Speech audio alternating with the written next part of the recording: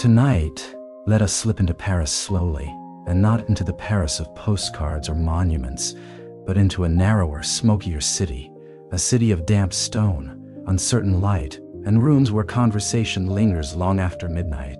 Imagine the hill of Montmartre in the later 19th century, the streets still carrying the day's mud, the windows breathing a weak, golden glow, and the cafés beginning to gather their regular souls as evening folds itself over the roofs. Somewhere beyond the glass, wheels rattle, a horse snorts, and a woman's laughter vanishes into the dark. Somewhere inside, a spoon rests across a glass, a sugar cube waits in stillness, and cold water has begun its patient work. Before the drink is even tasted, before the mouth knows bitterness or sweetness, a little transformation is already taking place. The room leans inward, the mind softens at the edges, the hour grows green. This is the hour they came to call the green hour, and for a while, it seemed to belong to everyone who wished to be more than ordinary. Painters, poets, drifters, failed students, brilliant talkers, elegant liars, small-time critics, women with notebooks hidden in muffs or sleeves, men who had not sold a canvas in months and yet still dressed as though the future owed them a little applause. They gathered under café lamps and told themselves that a glass of absinthe was not merely a drink but a door. It promised not only intoxication but permission to see more keenly, to speak more beautifully, to feel more deeply, to make the world larger than it had seemed in daylight. Its great power, at least in the beginning, lay not only in what it did to the body, but in what people believed it might do for the soul. So before we go further, let us remain gentle with this story. We do not need to hurry through the suffering it contains, and we do not need to stare too long at any darkness that passes before us. We are only watching a century place a strange little faith inside a glass. We are only watching artists mistake a ritual for a revelation, then try to keep the revelation alive long after the ritual has begun to own them. We can stand a little apart from them. We can let the café keep us company. We can listen to the spoon touch the rim of the glass and allow the story to unfold at the same speed as the water falling through the sugar. The preparation mattered. That is one of the first things worth understanding. Because absinthe was beautiful before it was dangerous. And perhaps that is always how such stories begin. The bottle was tilted and the clear green spirit fell into the glass with a brightness that looked almost medicinal and almost magical, suspended between laboratory and legend. Then came the spoon, the pierced silver or brass resting across the top, and the sugar set upon it like a little square offering. Then came the water, cold and slow, sometimes from a carafe, sometimes from a fountain designed for the ritual itself. One drop, then another, then another. The sugar dissolved. The green clouded, the liquid turned pale, opalescent, almost lunar, and the transformation held the eye in a way ordinary drinking never could. A person could sit and watch the louche happen and feel that the drink was changing in sympathy with the mind, that the inner self was about to become just as milky, just as softened, just as strangely luminous. And perhaps this is why the ritual felt sacred to so many who needed something to worship, but no longer found comfort in the old forms. The late 19th century was full of substances, ideologies, machines, anxieties, and new philosophies. The city itself taught people to live at a faster pace than the body loved.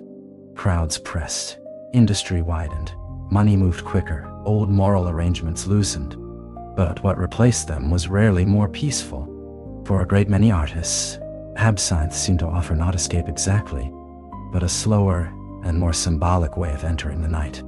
It was the opposite of swallowing down a spirit for warmth or noise.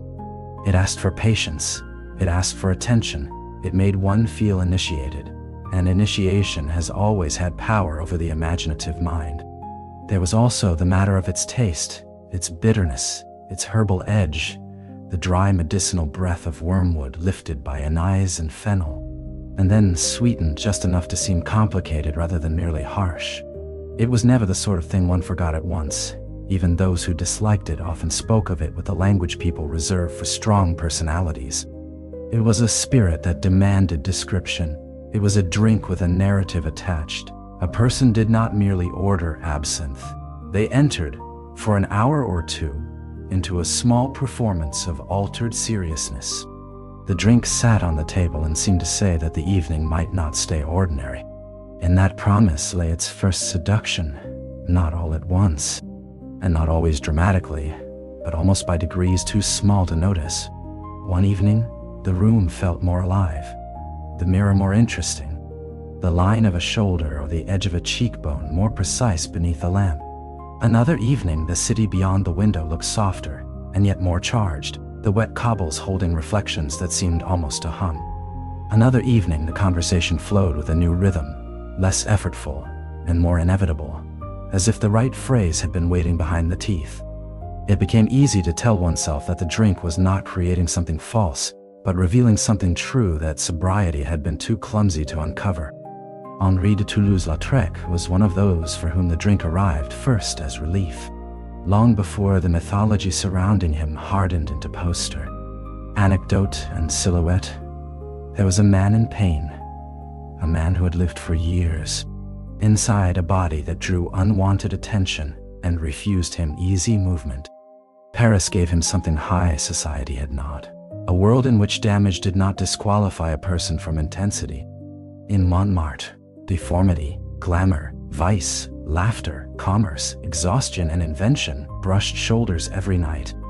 Dancers, singers, courtesans, acrobats, bored young men with money, old men with opinions, women with quick eyes and quicker humor. All of them moving through rooms Lautrec would turn into some of the most unforgettable images in modern art. To him, absinthe did not merely intoxicate, it softened constant physical discomfort and lowered the harshness with which the body announced itself. Under its influence, the cabaret did not become less real. It became more legible. He watched movement with the greed of someone who knew how easily life could humiliate flesh. The swing of a skirt, the hard black curve of a stocking, the tired angle of a neck after midnight, the abrupt authority of a dancer planting one heel into the floor. The private sadness behind a painted mouth waiting for applause to finish. These things were always there, of course, but absinthe encouraged the feeling that they could be taken in all at once, not as fragments but as a rhythm. Lautrec's lines often seem to arrive from some place of immediate knowing, and it is tempting to imagine that the green light in the glass gave him that knowledge.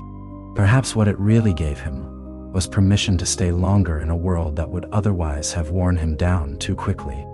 Pain receded, the room warmed, he could remain, and remaining is often the first requirement of seeing. Yet rituals that begin as assistants can so easily become architecture. Lautrec did not simply drink in cafés and studios, he folded the spirit into his day. He carried it, he organized sensation around it, and because the body learns fast, relief soon loses the brilliance of miracle, and becomes the minimum required for ordinary functioning. This is one of the cruelest things any dependence can do. It takes what once felt like enlargement and slowly recasts it as maintenance. The person no longer drinks to rise into inspiration, but to avoid falling below some newly narrowed line. Around him, though, the mythology remained glamorous. Posters multiplied, the city cheered its own reflection. A little green cloud in a glass still looked elegant enough from across a room, and no one watching could measure what the body had begun to surrender in exchange for staying inside the night. Vincent van Gogh's relation to absinthe belonged to a different register altogether. If Lautrec found in it relief and sharpened motion, Vincent found combustion. He was already a man of dangerous intensity before he met the drink, already someone for whom color, effort, emotion, and despair seemed to press against one another without much buffer. Paris broadened him, Arles inflamed him. Under absinthe's influence, the world did not simply appear more vivid. It seemed to move from within itself. Light did not fall on things, it emanated from them.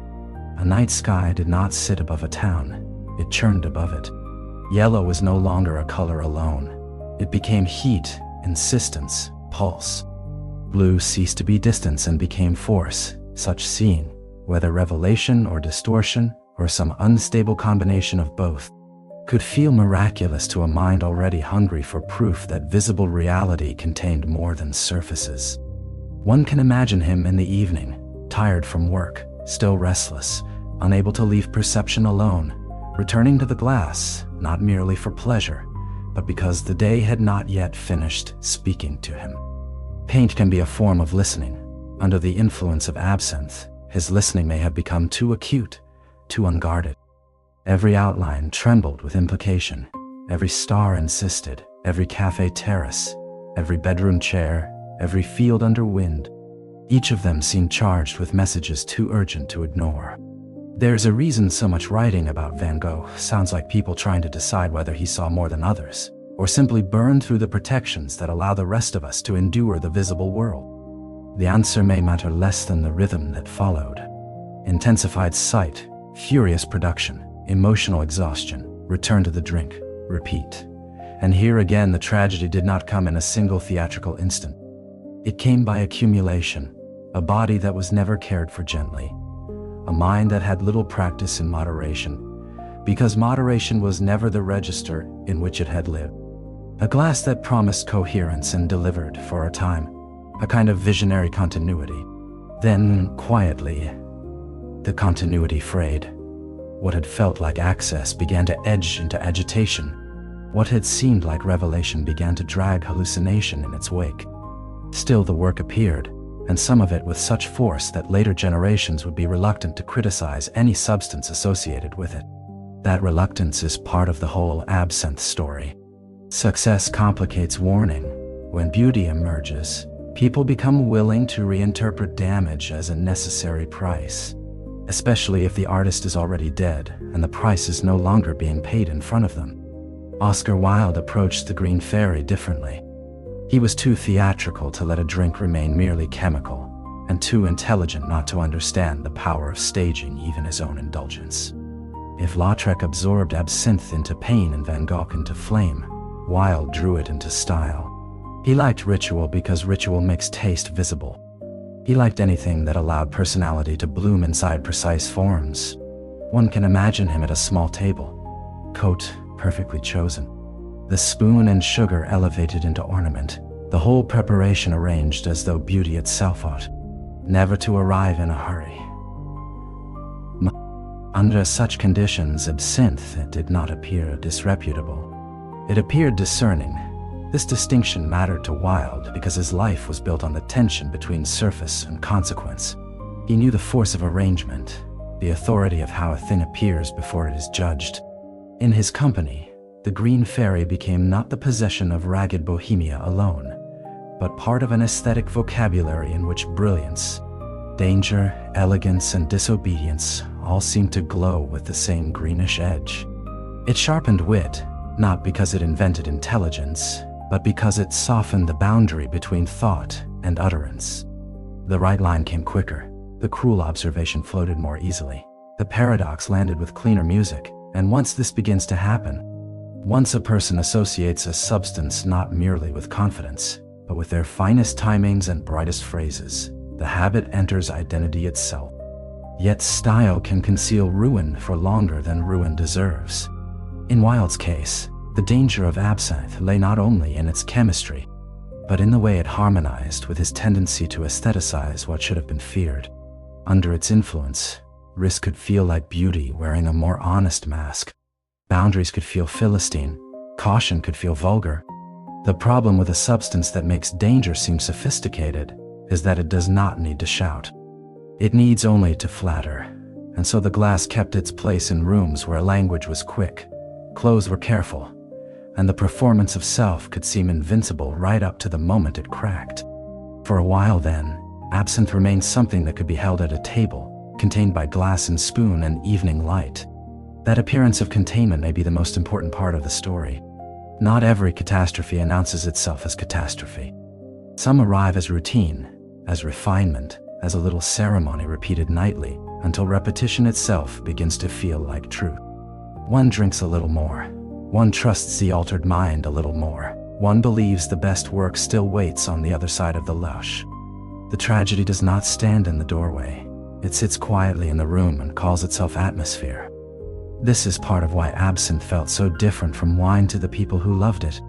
Wine belonged to meals, regions, families, older habits, and familiar forms of conviviality. Absinthe belonged to the edge of the evening, to experiment, to art, to the suggestion that consciousness could be tuned like an instrument, whether all of its legendary effects can be laid at the feet of Thujan, or whether culture amplified chemistry into something grander, matters less here than what drinkers believed as they lifted the glass. They believed it might sharpen rather than merely dull. They believed it might heighten rather than flatten. They believed it might reveal hidden correspondences between color and sound, shape and feeling, memory and image. For an artist, that is almost impossible language to resist. The danger, naturally, was that anything which intensifies association can also intensify false association. A shadow feels profound, a coincidence feels symbolic, a passing thrill feels like access to a permanent chamber of genius. The altered state is trusted more than the sober one, not because it is always more truthful, but because it is more dramatic. It gives the mind a narrative about itself. It says here, "Now you are really seeing." This is how distortion learns to wear revelation's clothes. The artist begins to measure all later work against nights of heightened sensation, forgetting that the best artistic labor has always required not just ignition, but patience, judgment, return, revision, and the ability to survive one's own gifts. Across the room, however, the green hour remained extraordinarily beautiful. That beauty deserves attention, because a myth this durable could not have survived if its surface had not been so exact. The clouded glass, the silver spoon, the small rain of water, the lamplight on a cafe table, the conversation arriving in low, measured currents, the sense that a city dedicated one part of every evening to a shared suspension between sobriety and dream. If one looked only from the doorway, it would be possible to imagine an entire civilization briefly illuminated by elegance. A person could fall in love with the image alone, long before they knew anything about headaches, tremor, panic, liver damage, sleeplessness, or the slow narrowing of a life around a ritual that once seemed expansive. Outside the cafes, doctors were beginning to give the glow another vocabulary. The language of medicine and the language of bohemian glamour rarely meet on equal terms, but they met around absinthe because neither side could ignore how much was at stake. Physicians gathered case histories, they examined breakdowns, seizures, mood swings, hallucinations, violent episodes, long periods of nervous collapse. They tried to distinguish ordinary alcoholism from something else, something greener, stranger, more theatrical in its relation to the mind. The term absinthism entered the air, and once named, the phenomenon became easier to fear in public. Laboratories followed stories, newspapers followed laboratories, moralists followed newspapers. In time, the cafes and the clinic began to describe the same drink in entirely different moral worlds. To one, it was a muse; to the other, a pathology; to one, the secret accomplice of artistic vision; to the other, a corrosive poison dressed in romance. Neither description was wholly false, and perhaps that is why the panic deepened so successfully. Absinthe was vulnerable to moral amplification because it really did exist at the crossroads of pleasure, performance, and injury. It did not need to be entirely invented as a menace. Society had only to take the most visible tragedies and arrange them into a lesson. This too is familiar. Cultures often pour their diffuse anxieties into a single vessel, if that vessel is bright enough to attract the eye. Absinthe became a convenient shape for fears about urban decadence, unstable genius, sexual transgression, artistic irresponsibility, modern nerves, and the increasingly public refusal of older moral structures. A drink cannot carry all those fears by itself, of course, but symbols rarely travel alone. Once enough, headlines, trials, medical reports, and whispered stories gathered around the green glass. The drink began to function as a summary of everything fragile people thought modern life might be doing to the mind. And then came prohibition, which is to say, disappearance with ceremony. Bans have a strange effect on memory. They do not always erase an object. Sometimes they sharpen it, distill it, frame it in longing, and allow it to become more itself than it had ever been in ordinary use. Absinthe, once forbidden, ceased to be merely a spirit one could order at a certain café, and became instead an emblem of what society had refused. It became easier to mythologize because it was harder to touch. The bottle moved from table to rumor. The ritual moved from habit to relic. The green fairy, who had once clouded modestly in glasses all over Paris, now slipped into stories with the added glamour of prohibition. The last light in the glass is always the most romantic, because nostalgia begins before extinction is complete. People kept spoons, they kept glasses, they kept gestures. They kept the memory of how the liquid clouded under water, how the evening slowed in the minute between pouring and drinking. What vanished in public often survived in private hidden rooms, preserved not only bootleg spirits, but also the performance surrounding them. There were secret circles, whispered codes, half-religious gatherings in which the preparation of absinthe became a form of resistance and inheritance all at once. Whether the liquid in those later glasses was chemically close to the earlier versions mattered less to participants than the continuity of meaning. They did not always want the original drink. They wanted the original promise. That promise proved strong enough to reach younger artists who knew the Green Fairy first as legend. Some inherited her through stories of cafés they had never seen, and men they had only encountered in books or paintings. Some found her through hidden societies and coded invitations, through rooms lit green on purpose, through ceremonious talk about expanded consciousness and creative doors. The details changed.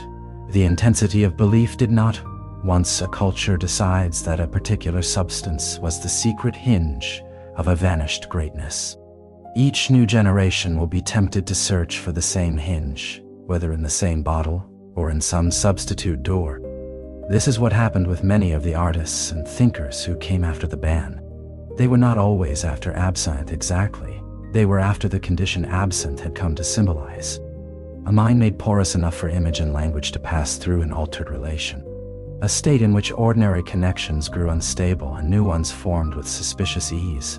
Some looked for that state in clandestine remnants of the old drink.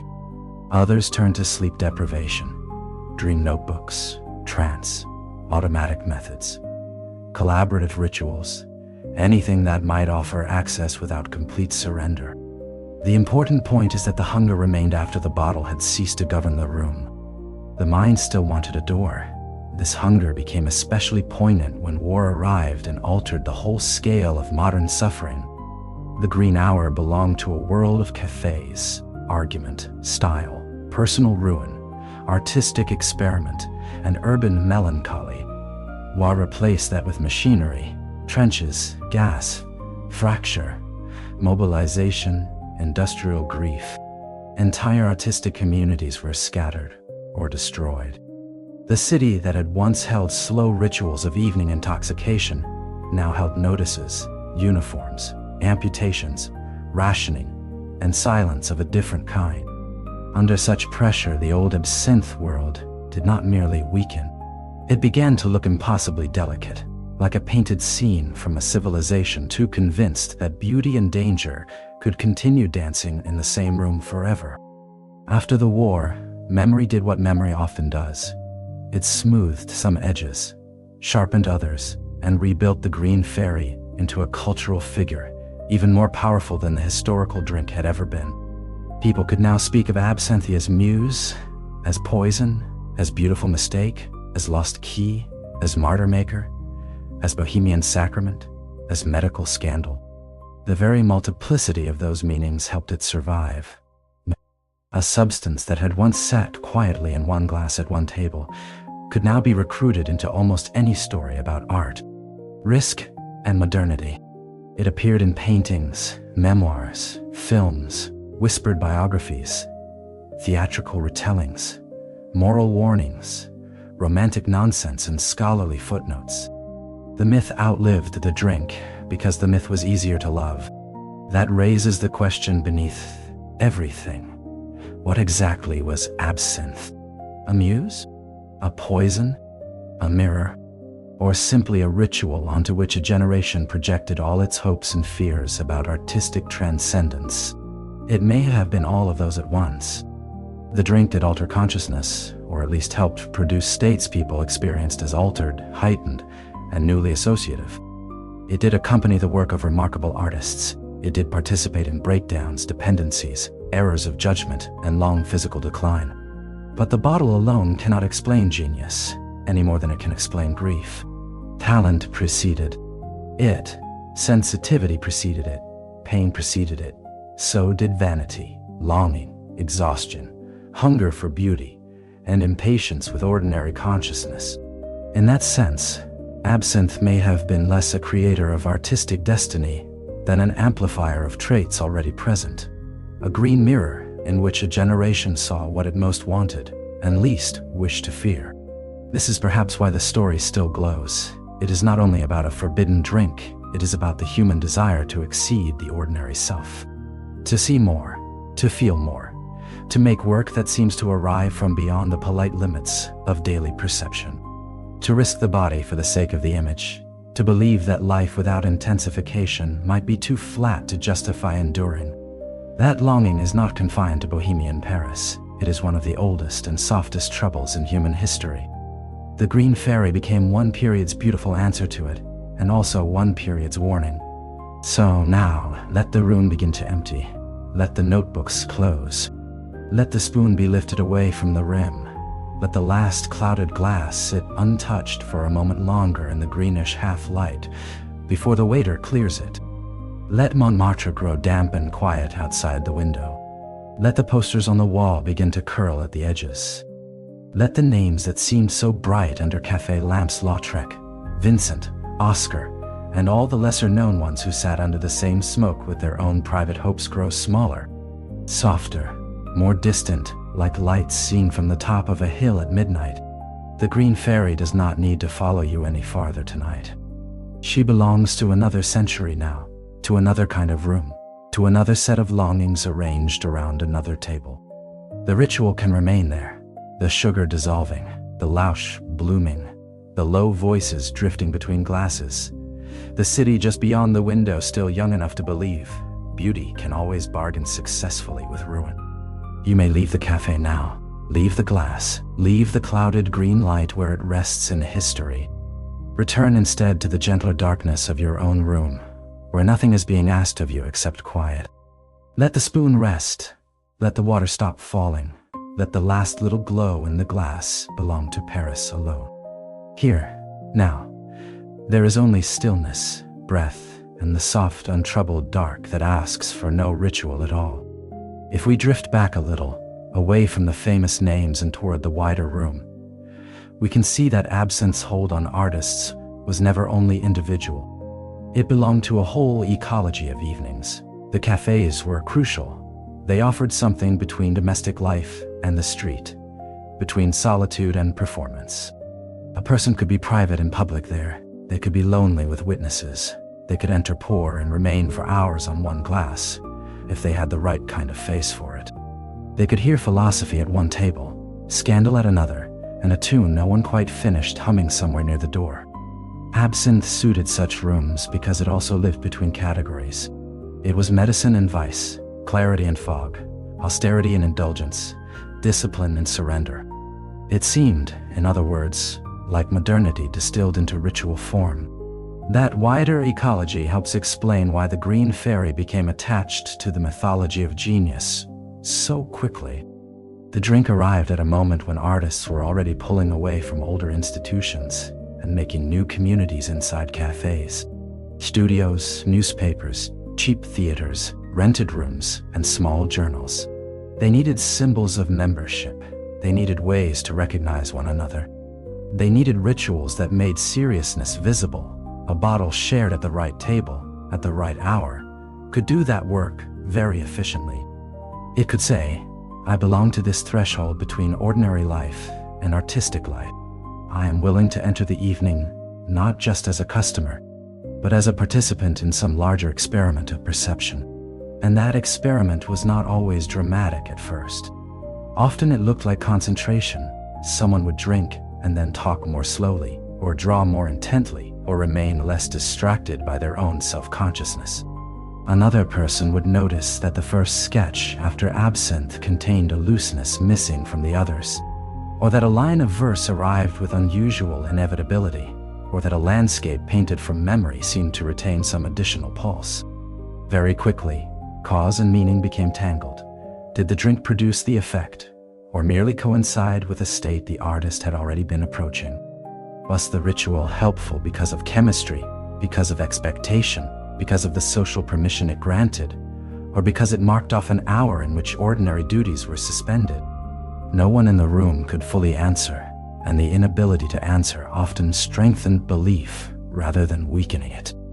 This is one reason the mythology spread across disciplines. Painters loved the visual language around it, but poets loved its slowness and its abstraction. Composers loved the altered sense of mood and duration. Actors loved the theatricality of the rite.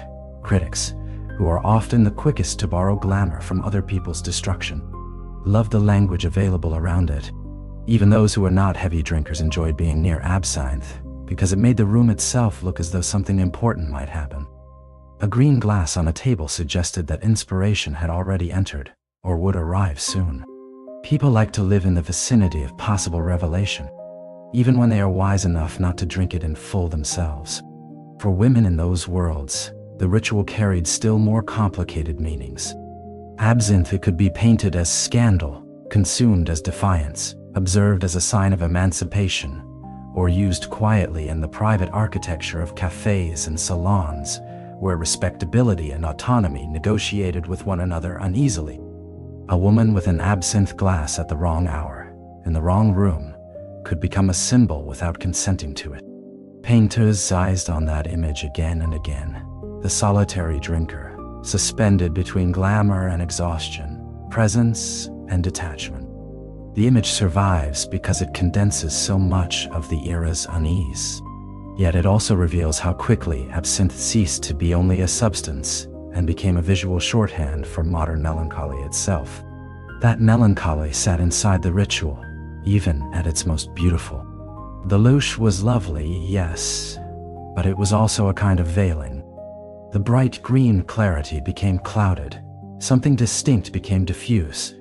The very transformation people found enchanting also invited metaphor. And metaphor invited self-dramatization. A person could watch the glass turn pale and tell themselves that consciousness was becoming subtler, richer, more porous.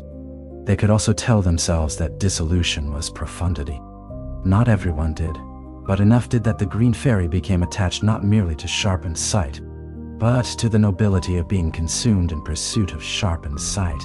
That is a dangerous union, and it deepened with every story of a brilliant life shortened beautifully in public imagination. It is worth lingering over this, because the later moral panic often concealed a simpler truth. Many artists did not drink absinthe because they wanted destruction. They drank it because they wanted continuation. They wanted to keep working despite pain, loneliness, poverty, nervous agitation, or the exhausting instability of creative labor. They wanted a more livable evening. They wanted the conversation to hold. They wanted fatigue to step aside for a little while. They wanted a door, yes, but often they wanted it because the ordinary room felt impossible to endure without one. This does not make the drink innocent. It does make the story more human.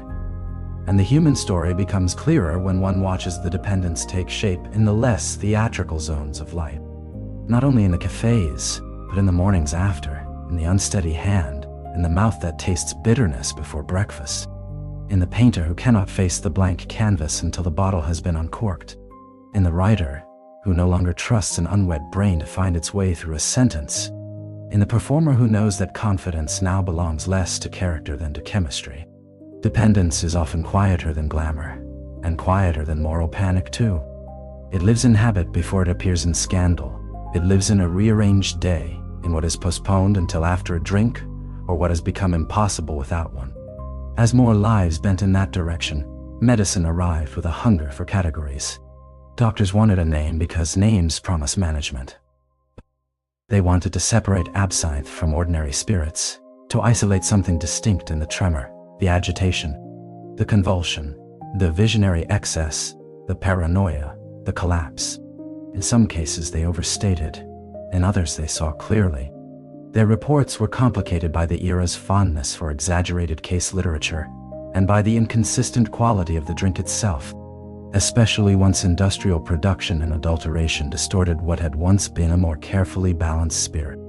Yet beneath the sensational language there was a real attempt to understand why some people seemed not merely drunk, but transformed into increasingly brittle versions of themselves.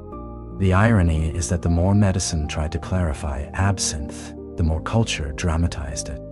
Every case report could be retold as a warning or as a legend. Every seizure became evidence for one side or the other. Every famous artist's decline could be cited as proof, either that absinthe was a predator or that genius naturally burned too brightly for ordinary life and merely happened to drink green. Such debates were fueled by newspapers, which naturally preferred stories dramatic enough to simplify. Public discourse rarely has patience for the mixed answer. And the mixed answer was the only honest one. Absinthe was neither harmless muse nor total explanation. It was one force among many in lives already under pressure from talent, poverty, illness, social transgression, ambition, and the exhausting demand to turn perception into lasting form. When prohibition finally took hold, those mixed answers were flattened into a cleaner morality. The state likes clarity even when reality does not. It is easier to ban a symbol than to address an entire structure of urban loneliness, labor instability, commercial adulteration, medical uncertainty, bohemian self-mythology, and the public's own appetite for artist tragedies. Absinthe was therefore made to carry the burden of problems larger than itself. That burden helped kill it in ordinary life, but it guaranteed it a second existence in imagination. As soon as a substance is forbidden for representing too much freedom, too much risk, too much beauty, too much disorder, it acquires exactly the intensity prohibition hoped to remove. People begin to want not just the thing, but the drama of wanting it. This is how the Green Fairy entered the underground with more power than before. In hidden rooms, the old ritual could now be performed with the added thrill of danger, secrecy, and inheritance. The absinthe glass became a relic. The spoon became a liturgical object. The very slowness of preparation took on the mood of devotion under pressure, like an outlawed prayer preserved by a few stubborn believers. In some circles, the quality of the spirit hardly mattered. The meaning mattered. To drink absinthe after the ban was to place oneself inside a continuity with dead or disgraced artists. To say that one belonged to a lineage of those who had sought altered vision outside the permissions of the respectable world. Of course, this underground life carried its own distortions. Bootleg formulas varied wildly. Cheap substitutes and toxic additives changed the chemistry, while the mythology remained unchanged. People thought they were inheriting one thing and were often drinking another. This made the later disasters even easier to romanticize because the line between authentic continuation and destructive imitation blurred almost beyond recognition. A generation too young to have known the original cafés could now live entirely inside the myth of absinthe, which is to say inside an intensified, purified, and often falsified version of the era. That is one reason underground devotion so often turned quasi-religious.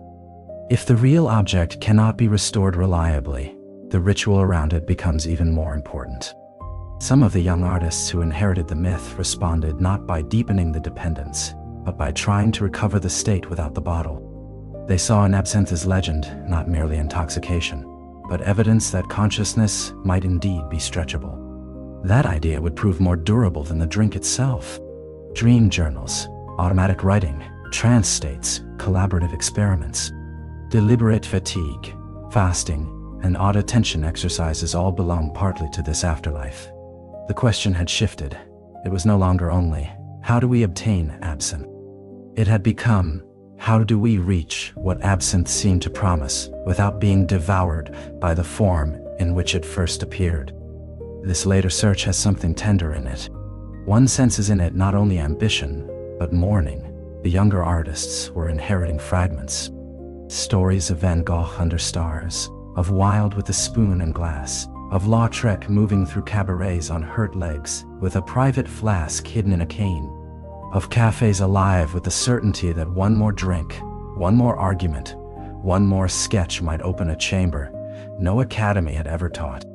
Such stories could not help but seduce, but they also contained warnings. The survivors and the sober observers understood, sometimes with bitterness, that much of the legend had been purchased with broken nerves, broken finances, broken relationships, early deaths, and years of exhausted repetition mistaken for artistic destiny. War intervened before any stable answer could emerge. The café culture that had given absinthe its proper stage was not built to survive mass industrial slaughter. The old evening ritual belonged to a world where tragedy still arrived at human scale through individual collapse, illness, scandal, debt, artistic obsession, slow decline. Modern war dwarfed all of that. It made private ruin look intimate by comparison. Under such conditions, the Green Fairy's old promise of heightened perception seemed almost quaint, or else unbearably poignant. What was the value of enhanced color when the world had become mud, wire, gas, and shell shock? What use was a ceremonial drink to a civilization that had mechanized terror on a scale no café ever imagined? And yet, even after war, the myth did not vanish. It changed register. The green glow moved from lived bohemia into cultural memory. It became one more emblem of a lost world in which artists still believed transcendence might be available through private rituals of intensity. This is part of why later generations kept returning to absinthe in books, paintings, photographs, films, and decorative fantasies. The Belle Époque itself became mythologized, and absinthe sat near the center of that myth like a little bottle of distilled atmosphere. One can almost smell how readily later culture cleaned the blood and sickness from the story, leaving behind smoke, posters, cancan skirts, cafes, emerald glass, genius, and sadness with the worst textures removed. But the honest version of the story needs those textures, even if we hold them gently. Without them, absinthe becomes merely a romantic accessory to masterpieces, and that is unfair both to the living and to the dead. The painters and writers associated with it were not saints of beautiful ruin. They were people trying to work, trying to bear themselves, trying to increase life's intensity without being wholly consumed by the increase. Some failed quickly, some lasted longer, some produced extraordinary work during or around periods of heavy use. Some produced their strongest work in intervals of relative sobriety when insight could be revised into form. Almost none of them fit cleanly into the myth culture later gave them. That complexity matters because it allows us to ask the best question absinthe leaves behind. Not did it make genius possible, and not did it destroy everyone it touched, but rather what kind of human need made so many intelligent people willing to treat a drink as a spiritual instrument in the first place. The answer, I think, lies partly in labor and partly in longing. Artistic work is slow, lonely, uncertain, poorly paid, publicly judged, and full of invisible disappointment. At the same time, it offers occasional flashes of such meaning that ordinary life can begin to feel intolerably flat by comparison. A substance that seems to promise easier access to those flashes will therefore always have an audience, especially among the oversensitive, the wounded, the ambitious, the isolated, and the aesthetically devout. Absinthe gave that audience a form. It provided a schedule, a rite, an object, a visual language, a story about themselves, and a social world in which the story felt plausible. That may be why its memory proved so resilient. It was never only a narcotic. It was also a structure for yearning. Even people who never drank it could inherit that structure and rebuild it around something else. Every generation does. The substance changes, the rhetoric of access remains. So does the fantasy that there exists some key outside disciplined patience, outside sleep, outside practice, outside ordinary human limitation, that can open the desired chamber quickly if one is only brave enough to turn it. Perhaps that is why the end of the absinthe era still feels less like a historical detail than a mood of dimming. One imagines the final authentic glasses poured in smaller and smaller circles, old hands remembering the right slowness, old eyes watching the Lausch cloud, the same way it had clouded decades earlier, only now with grief threaded through the beauty, a generation looking backward through green milkiness at all it had gained and all it had lost. A generation aware that the room would never again be exactly what it had once been, because too many names had become paintings without bodies, books without voices, anecdotes without mournings, myths without pulse. And still the ritual retained its strange tenderness. The sugar dissolved, the glass clouded, the lamp trembled in reflection. The city outside the window, whether Paris or Prague or some lesser room that had borrowed Parisian style, kept moving under its own darker weather. A person could sit there and feel both foolish and solemn at once, which is often the true emotional register of cultural afterlives. We know a myth has grown too large, and yet part of us still wants to enter it, because myths often preserve emotional truths, even after factual truth has been frayed away. The emotional truth preserved here is simple enough. Human beings want to step beyond themselves, artists, perhaps more openly than most, organize portions of their lives around that desire. They seek concentration, exaltation, loosened inhibition, sharpened association, a way to pass through the ordinary wall between the self who labors and the self who receives.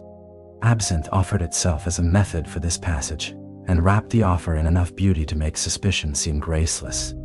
The cost was often invisible at first and devastating later. That pattern has repeated too many times in too many centuries to belong to one drink alone. So if the green fairy still glows in the mind, let her glow as warning and as elegy, not as instruction.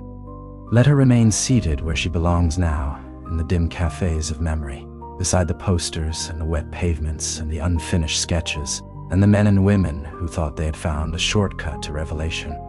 Let her keep her beauty there. Let her keep her sadness too. We do not need to rescue her from history, or condemn her more loudly than history already has. We can simply watch the glass cloud one last time and understand that an era taught itself to confuse intensification with truth, because intensification felt so much more alive than fatigue. And then we can leave the cafe door swinging softly behind us, leave the wormwood scent in the room, leave the old arguments to settle among the chairs, leave the bottle standing in its green silence, no longer a command, no longer a promise. Outside, the night air is cooler than the cafe had been. The city is broader now, emptier perhaps, and kinder for the fact that nothing in your own hand is glowing. You may walk away without losing anything. The hour has done its work. The story can remain where it belongs, in another century, in another mood, in another glass. There is another angle from which to watch the story, and that is the angle of time.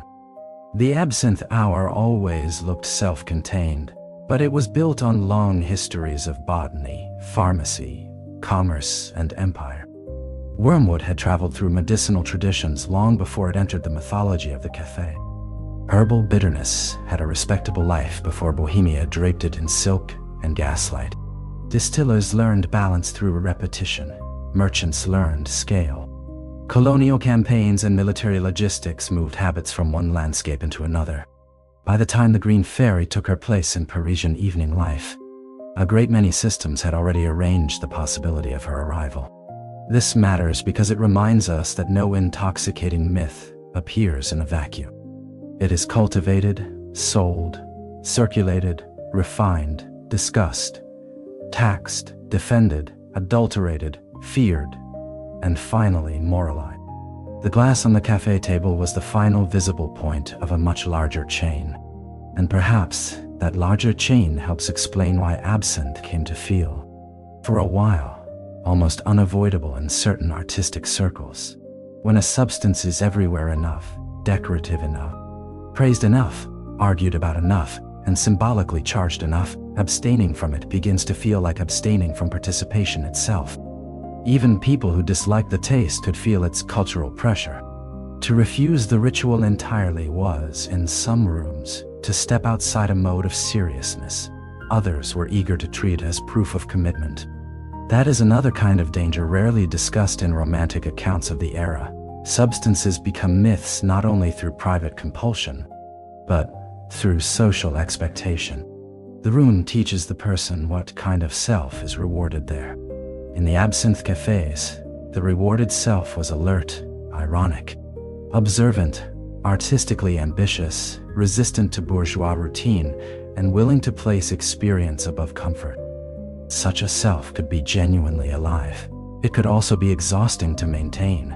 The Green Fairy offered a way of moving into that self more quickly. And in a culture so invested in surfaces, timing, and aesthetic readiness, quickness matters. A ritual that helps one feel prepared for brilliance becomes seductive even before it helps one do anything at all. The body comes to recognize the root. The room reinforces it. Soon the person feels not only that absinthe improves the evening, but that the evening is somehow incomplete without the root leading through it. This is where commerce becomes darker. Once demand swells around a myth, quality begins to matter less than supply. Distillers respond to appetite. Factories respond to demand. Merchants respond to profit. The carefully balanced spirit that once occupied a narrow medicinal and artisanal zone becomes vulnerable to industrial shortcuts and theatrical branding. Color can be intensified. Bottles can be made louder. Formulas can be pushed toward potency, because potency sells better when a product is already linked to vision, danger, and genius. One need not exaggerate this point to feel its significance. A myth of heightened consciousness is very hard to keep chemically honest once it enters mass culture. And so the later decades of absinthe consumption became uneven in ways drinkers often could not measure. Some glasses held more danger than others. Some bottles carried adulterants no ritual could redeem, even if the original formulas had been complex and, in some cases, less destructive than later legend insisted. The industrial and bootleg afterlives of the drink altered the physical reality while preserving the same symbolic expectations. People thought they were drinking continuity. Often they were drinking distortion twice over, first in the mind, then in the bottle. This is one reason the medical panic, though often moralizing, was not purely fabricated. There really were bodies and minds meeting inconsistent chemistry under the pressure of a myth that encouraged overtrust. Still, it would be too easy to imagine medicine standing cleanly on one side and decadence on the other. Doctors of the era were hardly immune to spectacle themselves. They performed science publicly. They loved categories. They understood that a dramatic diagnosis could circulate almost as effectively as a cabaret poster. When they named absinthism, they were not merely describing physiology. They were also participating in the cultural production of a new kind of cautionary figure, the artist undone by too much sensation. Such figures fascinated the public because they made private anxieties visible. What if modern life, with all its speed and stimulus, were fundamentally incompatible with stable nerves? What if genius and collapse were closer neighbors than civilization wished to admit? The green glass allowed these questions to sit on the table in visible form. One sees this most clearly in the way people spoke of artists after their deaths. Their work was praised. Their suffering was arranged into narrative. Their use of absinthe was folded into a moral pattern that simplified both the beauty and the damage. The public could now consume the artist as symbol, much as the artist had once consumed the drink as symbol. This mirroring is not accidental. Cultures are always eager to convert messy lives into portable stories. Absinthe made such conversion easy because it already came with its own iconography. The pale green glow, the cloudy louche, the café, the spoon. The hour before night becomes full dark. It offered image and explanation at once. Such combinations are irresistible to memory. Memory, however, is selective. It likes the visible ritual more than the repetitive aftermath. It prefers the first powerful evenings to the blank, depleted mornings. It remembers the paintings and not always the vomiting, the letters, and not always the tremor, the concentrated stare, and not always the days when nothing could be done without the bottle near at hand. This selectivity is one reason later generations found it so easy to revive the green fairy as an emblem of beautiful rebellion. They inherited atmosphere before they inherited physiology. They inherited posters before they inherited case notes. They inherited masterpieces before they inherited half-finished works abandoned in rooms where the ritual had outlived the artist's capacity to shape anything. That imbalance became part of the underground afterlife too. Secret circles that gathered around absinthe after prohibition often did so less out of practical dependence than out of symbolic hunger. They wanted initiation, not only intoxication. They wanted to feel themselves chosen by difficulty. Hidden rooms intensified this feeling. The secrecy itself acted like a drug, granting the participants a sense of distinction and risk. To pour a forbidden liquid in a concealed room while speaking the names of dead artists is already to inhabit a theater of self-importance. It can be a productive theater, at times even a moving one, but it is theater nevertheless. The green fairy's underground life therefore often preserved the posture of revelation more reliably than the conditions of revelation itself. And yet, to dismiss those underground seekers entirely would be unfair. They were responding to a genuine historical loss. Something had vanished from European urban life. A ritualized zone in which aesthetic seriousness, communal intoxication, evening slowness, and altered attention met one another in public. Such zones are hard to replace. The younger artists who came after the ban were right to sense an absence larger than the bottle. They were inheriting a modern culture still hungry for altered consciousness, but increasingly stripped of shared, artistic, semi-ceremonial ways to explore it. The available alternatives were often either clinically disenchanted or recklessly private. Absinthe, in memory, retained the allure of having once made experimentation communal and legible. This longing helps explain why later avant-garde movements remained haunted by the green fairy, even when they no longer drank her. Surrealism, for instance, is full of doors, thresholds, automatic passages, dream states, slips between realities. The insistence that ordinary consciousness is too narrow for the full life of the mind. One does not need absinthe to recognize that the older ritual had prepared the cultural imagination for such claims. The bottle had already taught artists to speak seriously about altered association, hidden images, involuntary connection, and the authority of visions that arrive from outside disciplined reason. The surrealists tried to naturalize or reorganize these experiences through methods less chemically dependent, but their confidence that such experiences mattered had been nourished by a century that had watched too many artists risk everything for it. The war complicated this inheritance by introducing new forms of damaged consciousness that were nothing like café intoxication. Trauma, shock, shell fragmentation, gas exposure, sleeplessness, and grief produced altered minds of another kind altogether. And in the presence of those injuries, the old green glamour could seem indecently decorative. But even this contrast deepened the myth. Pre-war absinthe came to symbolize not merely artistic excess, but the last moment before modern history turned its violence outward on a mass scale. A person could now look back on the green hour and see, perhaps falsely but very powerfully, the final dream of a Europe still convinced that private ritual and aesthetic intensity were central dramas. After the trenches, private ritual felt smaller, and therefore more poignant. That poignancy clung to the few surviving enthusiasts who attempted to recreate the old atmosphere in the 1920s and 1930s. Aging artists, scattered survivors, a bottle saved too long, a spoon wrapped in cloth and carried across borders, one last preparation in a mountain room or rented apartment. The participants half aware they were drinking memory as much as spirit. Such scenes have been sentimentalized, of course, but they carry real human weight. To repeat a ritual after its world has died is one of the most melancholy acts people know. It is a way of saying that the vanished arrangement of life still asks to be honored, even if only by imitation. The green fairy's late drinkers were often doing exactly that. They no longer expected salvation. They wanted recognition, continuity, and perhaps a final moment in which the old symbolic universe briefly reassembled itself around a glass. There is something gentle in that. We can allow it without returning to the romance that swallowed so many lives.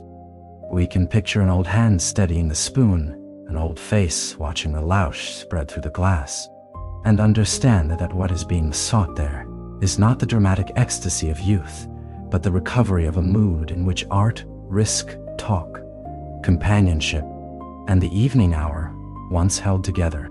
People do this with many objects after great eras collapse. Uniforms, songs, letters, china, tobacco tins, photographs, garden tools, perfumes, recipes, railway timetables. Objects become emissaries from lost structures of feeling. Absinthe happened to be one of the most volatile such emissaries ever placed in a glass. Its volatility is also why the story remains morally complicated. If absinthe had been pure illusion, it would not still matter. If it had been pure poison, it would matter less than it does. If it had granted only genius and no destruction, it would be celebrated more simply. What keeps it alive in cultural memory is precisely the fact that none of these clean positions fully satisfies the evidence. It did intensify certain experiences, it did contribute to real artistic work, it did participate in real dependency and collapse. It did acquire meanings disproportionate to its chemistry. It did outgrow itself and become a field of projection for a century trying to negotiate the relation between consciousness and modern life. Such mixtures tend to endure because they offer no stable conclusion. And so the Green Fairy has persisted not as a solved historical case, but as a recurring question. What does a culture owe to those who seek altered states in the service of art? What kinds of risk are genuinely creative, and what kinds merely theatrical? Can enhancement ever remain a tool, or does it almost inevitably drift toward identity? When a ritual looks beautiful enough, how quickly do people stop asking what it costs? These questions are older than absinthe and will outlive every future substance that claims to open a quicker road to insight. But absinthe gave them one of their most memorable shapes, and for that reason alone it remains historically luminous.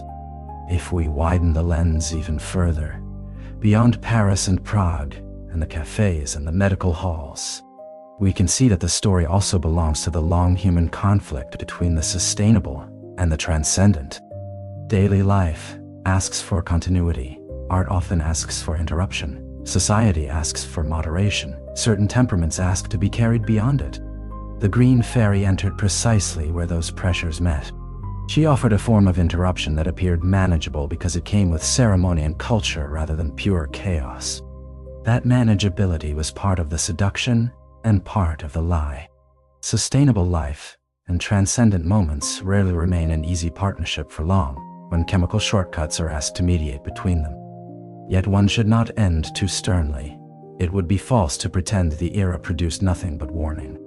The cafés did exist, the rituals were beautiful, the conversations were real, the posters, poems, canvases, plays, and letters remain, and some of them still carry the peculiar shimmer of minds that had touched an edge ordinary habit does not often reach. It would be Philistine to deny that, but it would be sentimental to leave it there. Better to say that the Green Fairy revealed both the grandeur and the fragility of the artistic wish to exceed the ordinary. She showed how much beauty could come from intensification, and how quickly intensification could begin feeding on the life it first appeared to serve. As the night deepens around us, the old debate can at last quiet down. We do not need to decide fully for or against the fairy. We only need to watch her fade. The cafe is closing. Chairs are being lifted. Someone folds a newspaper. Someone else buttons a coat at the mirror and looks older than they had an hour earlier. The waiter moves with the tired grace of a man who has seen too many little revelations dissolve into the same gray hour before dawn. Outside, the street has lost its earlier glitter. It is wet and dark now, and the lamps are enough. Perhaps the last useful thing to notice is how often absinthe attached itself to people already living on thresholds. Not always the most successful, and not always the most ruined, but the threshold people. Those between classes, between provinces and capitals, between public and private selves, between respectable life and the life they actually wanted, between work that paid and work that mattered, between ordinary exhaustion and extraordinary ambition. The threshold person is especially vulnerable to rituals that promise continuity across inner divisions. A drink that can make one feel, for an hour, more whole, more vivid, more authorized to inhabit one's chosen identity, becomes more than indulgence. It becomes bridgework. Lautrec stood on such a threshold between aristocratic birth and bohemian belonging, between bodily pain and social brilliance, between being watched and being the watcher. Van Gogh stood on thresholds between vocation and failure, calm and agitation, desperation and revelation. Wilde stood between public elegance and private danger, between wit as mastery and wit as mask. Even lesser-known figures in the absinthe world often lived in similarly unstable arrangements. The drink's cultural power lay in how efficiently it named and staged that instability. It offered a coherent little image for minds that felt their own incoherence too sharply. This may be why the green color mattered so much. Green is a threshold color in the imagination. Growth and poison, spring and sickness, vitality and unnatural glow. The botanical and the alchemical. A clear spirit made cloudy and pale under water, retaining a hint of green beneath the milkiness, thus almost too well designed for symbolism. It carried within it the promise that nature and chemistry, body and imagination, discipline and surrender could all be reconciled in one controlled transformation. Of course they could not, at least not for long. But the image of reconciliation remained one of absinthe's strongest gifts to the imagination. The glass allowed contradiction to look graceful. Graceful contradiction is one of the great temptations of art itself. Works that move us deeply often manage to hold beauty and damage together without collapsing fully into either. The absinthe era, therefore, possessed an aesthetic self-recognition, almost from the start. Artists saw in the drink a miniature version of what they hoped their work might also become. Precise and unruly at once, dangerous but elegant, transformative yet formally contained, bitter and sweet, seductive and severe. To drink absinthe, then, was not only to alter one's consciousness, it was to place in one's hand a small emblem of one's artistic wish. This emblematic quality remained even in places where the drink itself was scarce or counterfeit. A person could prepare a lesser liquid in the old way and still feel a ghost of the original atmosphere, because the meaning was no longer entirely chemical. That does not mean chemistry was irrelevant. It means that symbolism had caught up with chemistry and begun to travel beside it. Once those two forces move together, disentangling them becomes nearly impossible. People argue about whether the drink really caused the brilliance or the breakdown. But by then, the brilliance and the breakdown have already been narrated through the same symbolic frame, and the frame itself becomes part of the cause. Cultural frames shape bodily experience more than sober historians sometimes like to admit. If a room teaches a person that this liquid belongs to genius, that this bitterness belongs to courage, that this ritual belongs to vision, then each sip arrives with expectation already lodged in the nervous system. The body is chemical, yes, but it is also theatrical, social, and responsive to stories. The Green Fairy operated on every one of these levels at once. She entered the liver, the nerves, the eye, the room, the reputation, the self-concept, and the public story all together. That totality is one reason the era was so intense. It is also why the collapse, when it came, often felt total too. Yet collapse itself is a complicated word. Some lives broke visibly, others simply narrowed. Some artists died early, others lived long enough to spend decades negotiating with damage done in youth. Some quit the drink and found new methods of work, others never did. Some produced their strongest work while drinking heavily. Others used the ritual to begin an evening but completed their most lasting works in periods of greater stability. This unevenness should caution us against any theory too tidy for the facts. Human beings are never improved or ruined by single variables alone. They arrive at substances already carrying history, temperament, injury, desire, and the unpredictable luck of circumstance. If we sit with that complexity rather than trying to solve it, the absinthe story grows more humane. It becomes less a lesson in moral purity or bohemian glamour, and more a meditation on what happens when a culture gives aesthetic form to exhaustion and calls the form inspiration. The artists of the Green Hour were not foolish for wanting another mode of consciousness. The modern city was difficult to inhabit. Work was precarious. Recognition was rare. Respectable life often felt spiritually cramped. The body, for many of them, was a site of suffering or estrangement. Love was unstable. Money humiliated. Politics shifted. Institutions felt stale. Under such conditions, a ceremonial drink that made evenings seem permeable to wonder was bound to flourish. There is something almost gentle in admitting this. It lets the artists remain human without reducing the harms they endured or caused. It allows us to see how a ritual can begin in tenderness toward the self and end in discipline of the self by the ritual. One drinks to soften pain. Later, one drinks because pain has been reorganized around the absence of drink. One drinks to feel artistically alive. Later, one fears that sobriety means artistic death.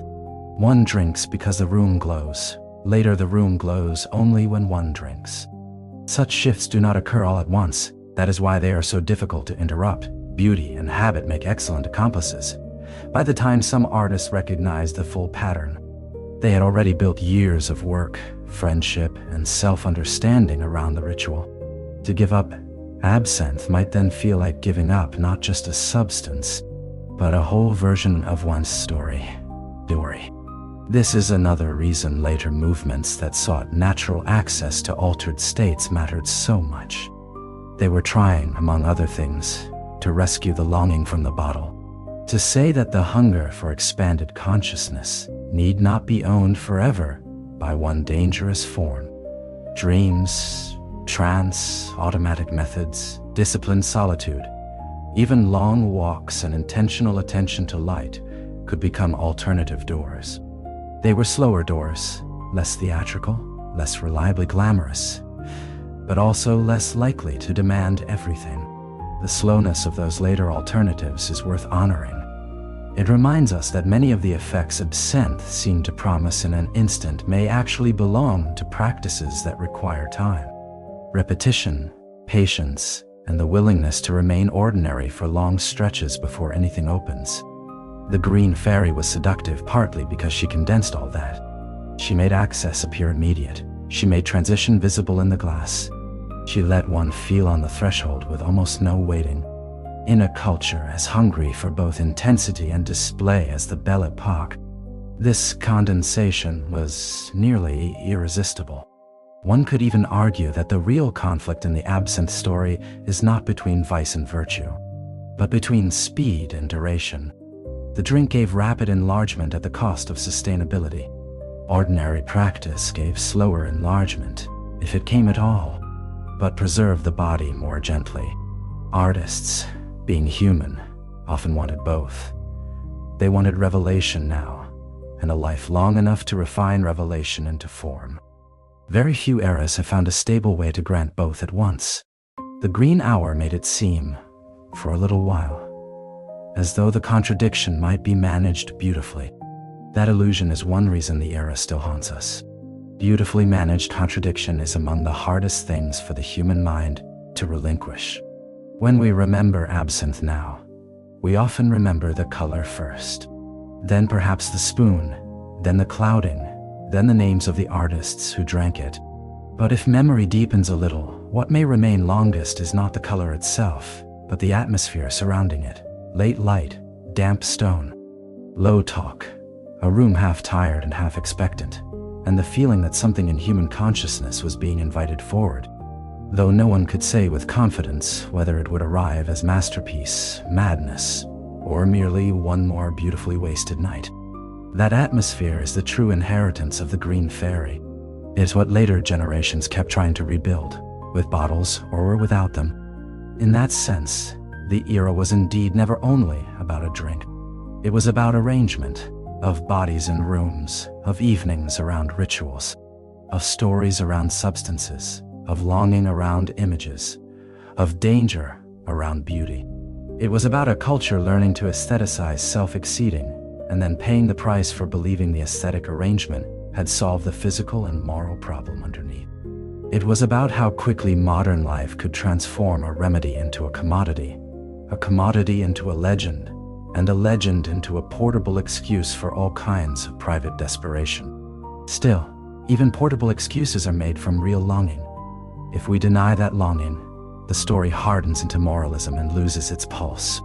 Better to say that the green fairy gave a generation one of its preferred shapes for longing, and that shape proved too persuasive, too rewarding, too compatible with artistic vanity, bodily pain, social rebellion, and commercial appetite to remain harmless.